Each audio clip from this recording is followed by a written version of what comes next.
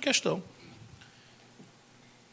Ministro, agora a pergunta é do Fábio Greck, do Sindifisco. Como é que vai, candidato? Vamos falar sobre tributação. Em 1996, em meio a uma grave crise cambial, o governo isentou de tributação a remessa de lucros ao exterior pelas multinacionais que operam no Brasil.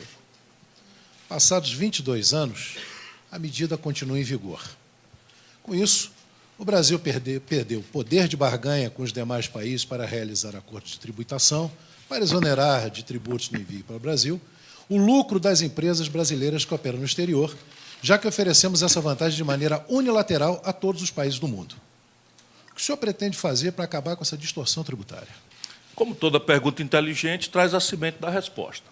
O Brasil precisa resolver a simples pergunta de onde virá o dinheiro para a gente qualificar a política nova de segurança pública, para qualificar a política de saúde, para qualificar a política de educação e, fundamentalmente, dizer de onde virão as energias para retomar o desenvolvimento do país de maneira a responder essa tormentosa questão do desemprego aberto e da informalidade que já atinge 50 milhões de compatriotas nossos, entre informais e desempregado aberto e pessoas que desencantaram, né, de buscar emprego. Nós estamos nos aproximando de criminosos 50 milhões de pessoas.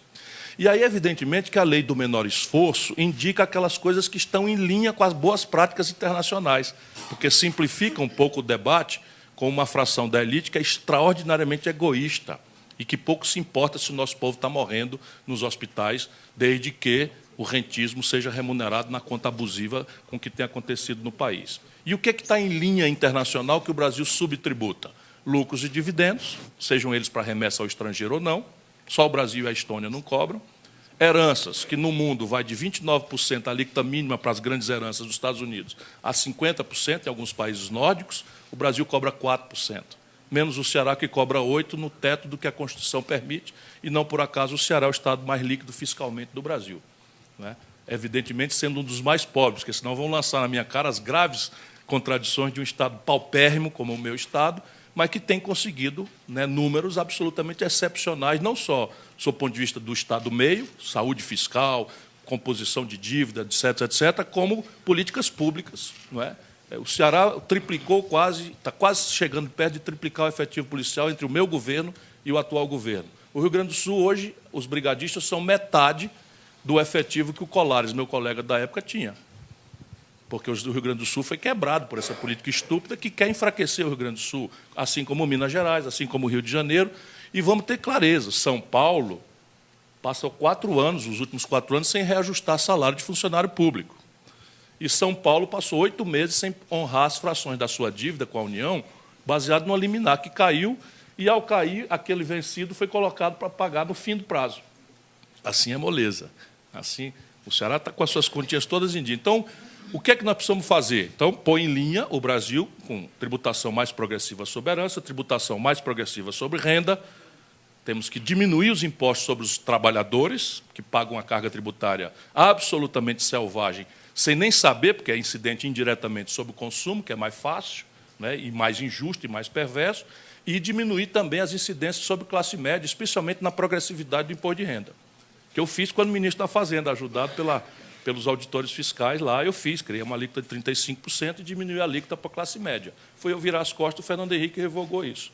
Então, o Brasil tem alternativas para consertar, só que é mais fácil falar do que fazer. O líder nas pesquisas terá dito hoje aqui que não vai tributar fortuna, nem herança, não sei o que e tal. Pois é. E esse é o debate. E se ele não vai, de onde é que vai vir o dinheiro para resolver o buraco das contas brasileiras? Que é o maior da história. Só essa brincadeirinha aí, para preservar os interesses dos acionistas minoritários, que estão no setor financeiro, subsidiando o diesel com corte de gastos em saúde e educação, a brincadeira é de 14 bilhões de reais e contando. O que quer dizer que o próximo presidente da República vai tomar posse com um déficit primário ao redor de 150 bilhões de reais. Aí pega um translocado desse, um boçal, né, despreparado, e desorienta o debate dessa forma. Né? Esse é o problema. E os democratas temos que dizer claramente, um boçal despreparado. Porque, tudo bem, quem vai decidir isso é o povo. Mas os democratas Aqueles que amamos as liberdades democráticas temos obrigação de extirpar esse câncer enquanto ele ainda pode ser extirpado. Por favor, Paulo. A autonomia do Banco Central